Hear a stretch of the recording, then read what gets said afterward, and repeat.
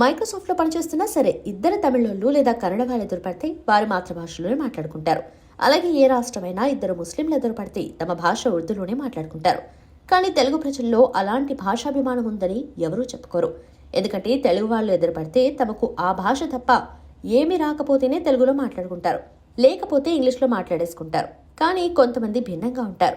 తమకి 10 రకాల భాషలు వచ్చినా ఆయా భాషల్లోనే పనిచేస్తున్నా తెలుగులోనే మాట్లాడుకుంటూ ఉంటారు. అలాంటి వారిలో శోభిత ముందుంటారు.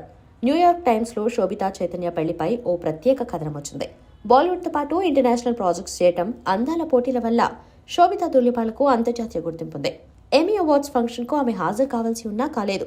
ఎందుకంటే ఆమె పెళ్లి చేసుకున్నారని, ఆ పెళ్లి తెలుగు ట్రెడిషన్లో జరిగిందని న్యూయార్క్ టైమ్స్ ప్రత్యేకంగా ప్రచురించింది. పెళ్లి ఎలా జరిగిందో ప్రత్యేకంగా వివరించింది. తెలుగు సాంప్రదాయమే కాదు, తామిద్దరం కలిస్తే తెలుగులోనే మాట్లాడుకుంటామని చైతన్య చెబుతున్నారు. తప్పనిసరి అయితే ఇతర భాషల్లో మాట్లాడుకుంటామని అంటున్నారు.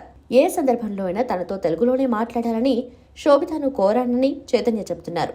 శోభిత పూర్తిగా తెలుగు రాష్ట్రాల్లోనే పెరిగారు. ఆమె అందాల పోటీలతో అంతర్జాతీయ స్థాయికి వెళ్లిన మాతృభాషపై మంచి పట్టుంది. చైతన్య చెన్నైలో ఎక్కువగా పెరిగిన తెలుగు విషయంలో ఆయన సెంటిమెంట్తోనే ఉంటారు.